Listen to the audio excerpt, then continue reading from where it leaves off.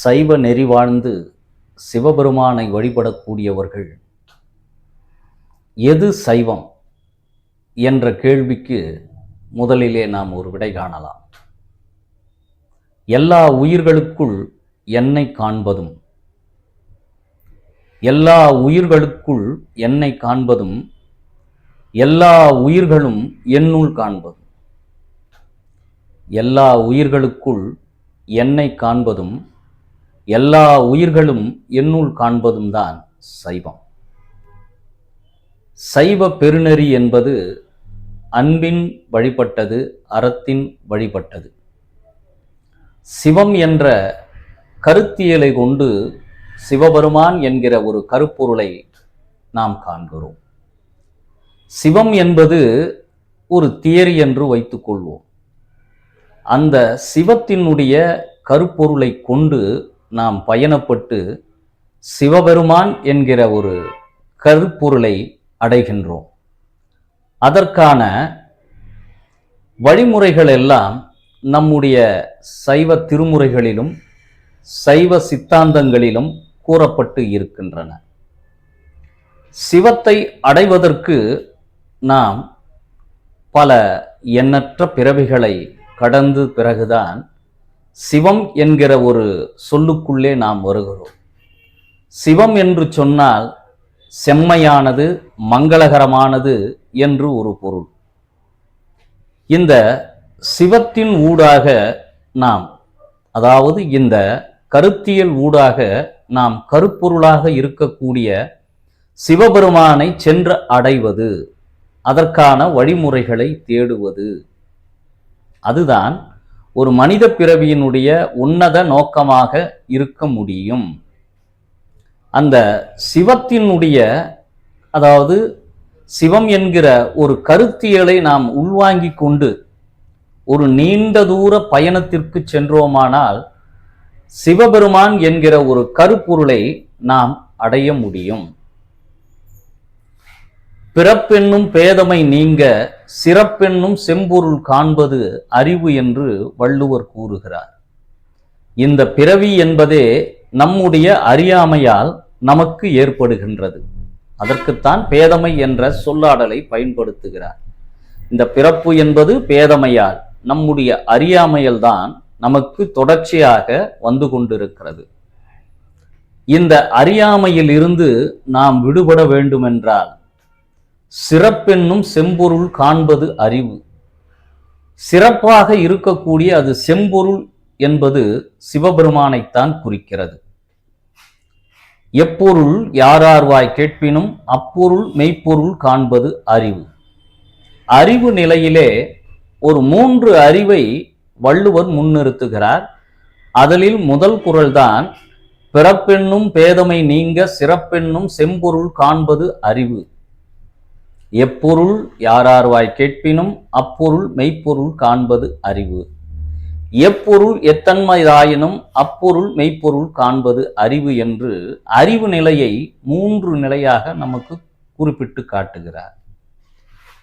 சைவ வழிபாட்டிலே பக்தி என்பது முதல் நெறி, இறைவனுடைய திருவடி பேறு என்பது இறுதி நிலை. பக்தி நிலையின் மூலமாகவும் நாம் இறைவனை அடையலாம்.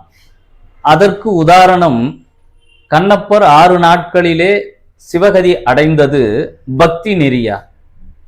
அறிவு நெறி கொண்டு நாம் இறைவனை அடைய வேண்டும் என்று விருப்பப்பட்டோமானால் சைவ சித்தாந்த சாத்திரங்களை படித்து நாம் அறிவு நிலையின் மூலமாக இறைவனை உணர்ந்து கொள்ளலாம்.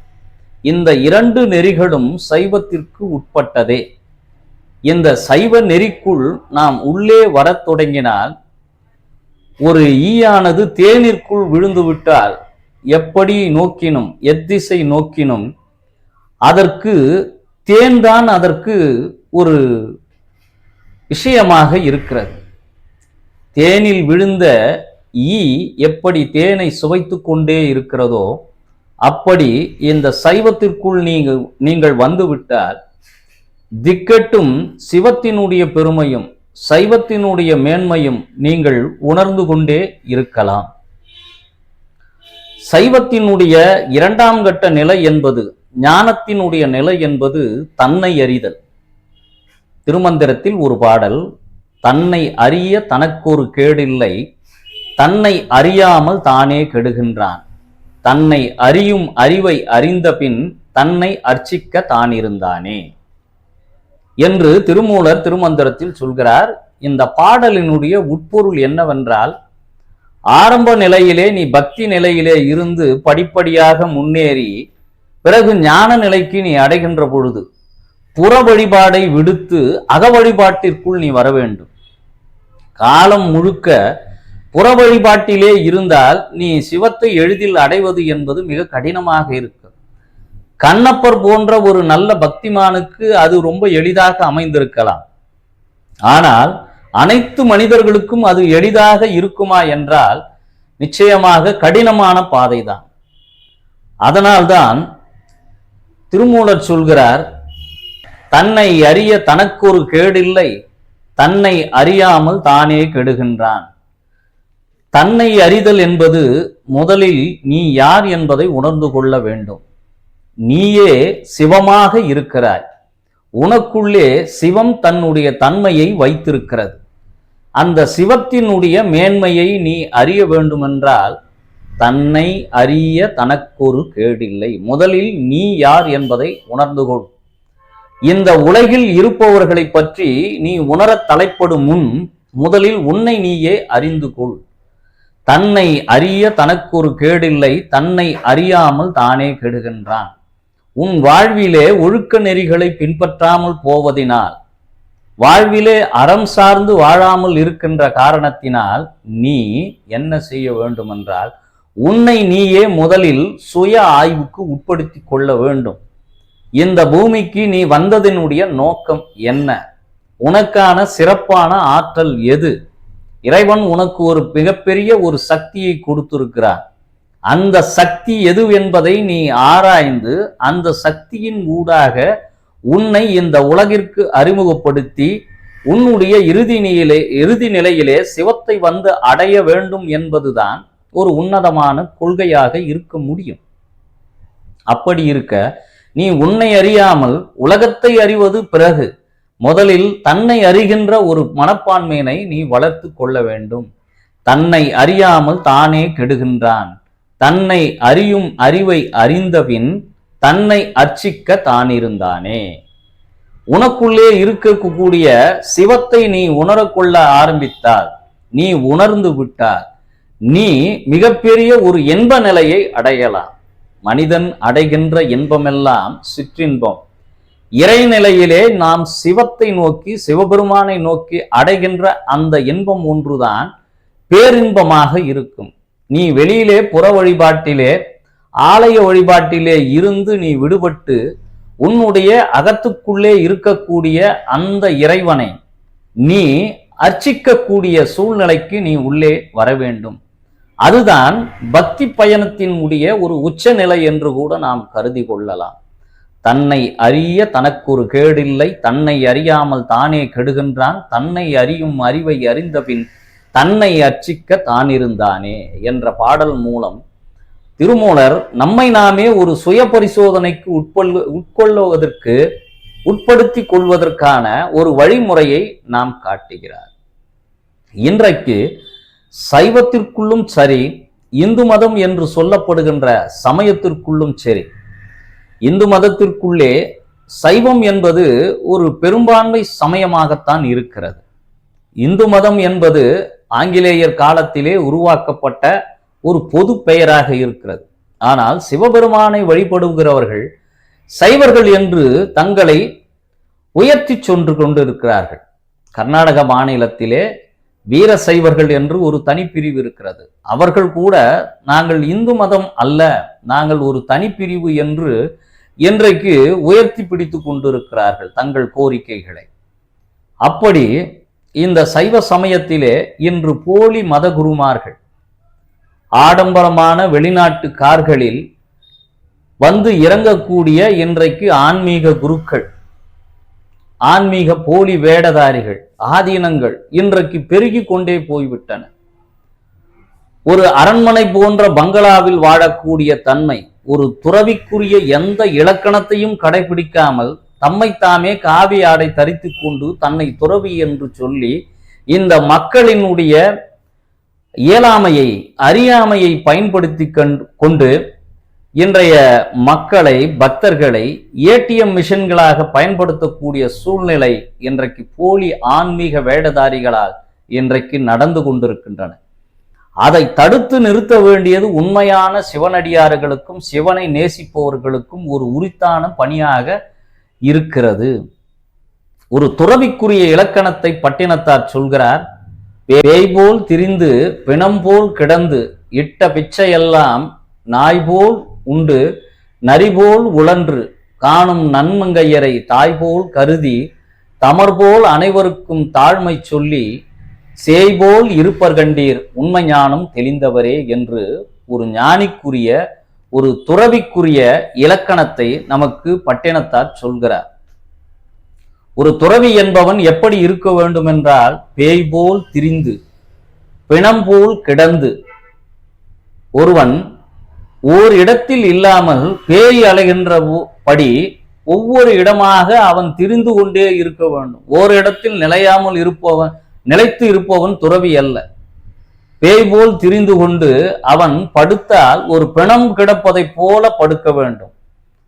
பிணம் போல் கிடந்து இட்ட பிச்சையெல்லாம் நாய் போல் அருந்தி, கிடைக்கின்ற அந்த உணவு என்பது சுவையுள்ளதா சுவையற்றதா, எத்தகைய தன்மை உடையது அந்த உணவு என்று ஆராய்ச்சி செய்து கொண்டு இருக்காமல், நாய் எப்படி இலைய கண்டவுடனே உணவை உட்கொள்கிறதோ அப்படி ஒரு துறவியானவன் நாய் போல் உணவை உட்கொண்டு நரி போல் உடன்று, நரி எப்படி திரிகிறதோ அப்படி திரிந்து பார்க்கின்ற பெண்களை எல்லாம் தாய் போல் கருத வேண்டும். காணும் நன்மங்கையரை தாய் போல் கருதி தமர் போல் அனைவருக்கும் தாழ்மை சொல்லி, உறவினர்களைப் போல நாம் பார்க்கின்ற அனைவரிடமும் நட்பு பாராட்டுதல். அப்படித்தான் ஒரு துறவிக்கு இருக்க வேண்டும். தமர் போல் அனைவருக்கும் தாழ்மை சொல்லி சேய் போல் இருப்பர் கண்டீர், அவன் பார்ப்பதற்கு ஒரு குழந்தையை போல் இருக்க வேண்டும்.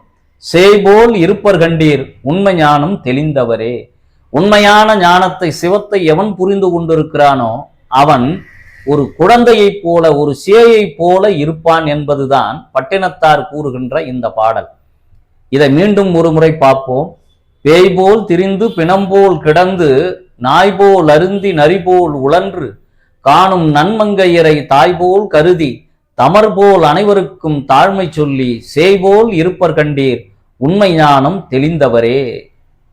அடுத்து ஒரு பாடலில் சொல்கிறார், ஒன்று என்று இரு தெய்வம் உண்டென்றிரு. தெய்வம் என்பது ஒன்றுதான். அதற்கு பல பெயர்களை சூட்டி நாம் பார்த்தாலும், நமக்கு விருப்பப்பட்ட பெயர்களை சூட்டி கொண்டாலும் தெய்வம் என்பது ஒன்று என்பதை நாம் உணர்ந்து கொள்ள வேண்டும். பட்டினத்தார் சொல்கிறார், ஒன்றென்றிரு தெய்வம் உண்டென்றிரு. அடுத்த வரியில் சொல்கிறார், உயர் செல்வமெல்லாம் அன்று என்று இரு. நீ எவ்வளவு செல்வங்களை சேர்த்தாலும் அவை இறுதி நிலையிலே நமக்கு துணைக்கு வராது என்பதைத்தான் பட்டினத்தார் இந்த பாடல்ல சொல்றார். உயர் செல்வமெல்லாம் அன்று என்று இரு, எப்பொழுதும் இது நமக்கு துணையாக வராது என்ற நிலையிலே நாம் வாழ்க்கையை ஓட்ட வேண்டும். தாமரை மேல் தண்ணீர் தெளித்தால் எப்படி வழுக்கி ஓடுகிறதோ அப்படி நாம் இந்த இயல்பான வாழ்க்கையிலே இந்த மனித வாழ்க்கையை எப்பொழுதுமே பற்று என்பது இறைப்பற்றை தவிர மீதி எந்த பொருளின் மீதும் நாம் வைக்கக்கூடிய பற்று என்பது தாமரை இலை மேல் தண்ணீர் போலத்தான் இருக்க வேண்டும். மிகுந்த பற்று எதன் மீது வைக்கிறோமோ அதுவே நம் இறுதி காலத்திற்குரிய வழிவகை செய்வதற்கு அது காரணமாக அமைந்துவிடும். நாம் பற்ற வேண்டியது பற்றற்றான் பற்றினை தவிர இந்த உலகியலில் இருக்கக்கூடிய பொருள்கள் மீது இருக்கக்கூடிய பற்று அல்ல. பசித்தோர் முகம் பார் என்கிறார் பட்டினத்தார். நம்முடைய மனித பிறவியினுடைய உன்னதமான இலக்கே யார் பசித்திருந்தாலும் அவர்களுக்கு உணவை கொடுக்க வேண்டும் என்பதுதான் இந்த சைவ சமயத்தினுடைய மிக உறுதியான ஒரு திண்ணமான ஒரு இலக்கு. யார் பசித்திருந்தாலும் அவர்களுக்கு உணவை கொடுக்க வேண்டும். பசித்தோர் முகம் பார் என்கிறார் பட்டினத்தார். உயர் செல்வமெல்லாம் அன்று என்று இரு என்று சொல்கிறார். ஒன்று என்று இரு தெய்வம் உண்டு என்று இரு என்று சொல்கிறார். அடுத்து ஒரு வள்ளுவருடைய குறள் ஒன்று, பொருள் அல்லவற்றை பொருள் என்று உணரும் மானா பிறப்பு என்று ஒரு குறள் சொல்கிறார். பொருள் அல்லவற்றை பொருள் என்று உணரும் மானா பிறப்பு.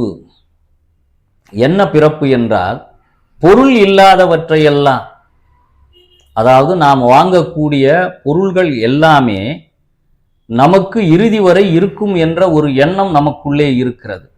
இன்றைக்கு ஒரு இருசக்கர வாகனத்தை வாங்குகிறோம், ஒரு 10 ஆண்டுகள் பயன்படுத்துகிறோம், பிறகு வேறு ஒரு புதிய வாகனத்தை வாங்குகின்ற பொழுது இந்த பழைய வாகனம் பயன்பாடற்று போகிறது. ஆக நேற்று வரையில் உனக்கு பயன்பாடு உள்ளதாக இருந்த அந்த வாகனம் இன்னொரு வாகனம் வந்த பிறகு அது பயன்பாடற்றதாக போகிறது. ஆக பழைய வாகனத்தினுடைய மதிப்பானது செயலிழந்து போகிறதல்லவா? பொருள் அல்லவற்றி பொருள் என்று உணரும் மானா பிறப்பு என்று வள்ளுவர் சொல்கிறார். எது மானா பிறப்பு? இந்த பொருளையெல்லாம் நாம் உய்த்து உணர்ந்து அவையெல்லாம் நமக்கு நீண்ட காலம் வரும் என்று ஒரு சிந்தனைக்குள் இருக்கிறோம் பாருங்கள். அது இந்த பிறப்பிற்கே ஒரு இழிநிலை செயலாக அமைந்து விடுகிறது. கூத்தாட்டு அவை குழாத்தற்றே பெருஞ்செல்வம் போக்கும் அது விழிந்தற்று.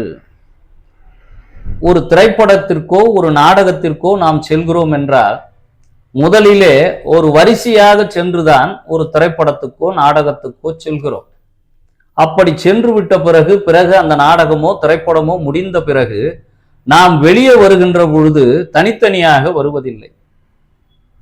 அதனுடைய வாசல் திறந்து விட்ட பிறகு கூட்டமாக வெளியேறுகிறோம். அப்படித்தான் நாம் சேர்க்கின்ற செல்வம் என்பது ஒவ்வொரு ரூபாயாக சேர்த்து சேர்த்து அது ஒரு பெரிய எண்ணிக்கையில் நாம் சேர்த்து வைத்திருக்கிறோம். அது எப்படி சேருகிறது என்றால், ஒரு கூத்தை பார்ப்பதற்கும் திரைப்படத்தை பார்ப்பதற்கும் எப்படி ஒவ்வொருவராக வருகிறார்களோ அப்படி செல்வமானது நம்மிடம் வந்து சிறிது சிறிதாக வந்து சேர்கிறது. கூத்தாட்டு அவை குழாத்தற்றே பெருஞ்செல்வம் போக்கும் அது விழிந்தற்று. ஆனால் செல்வம் நம்மை விட்டு செல்கின்ற பொழுது ஒவ்வொன்றாக செல்லாது, மொத்தமாக நம்மை விட்டு வெளியேறிவிடும். அதனால் செல்வத்தின் பயன் ஈதலாக இருத்தல் வேண்டும்.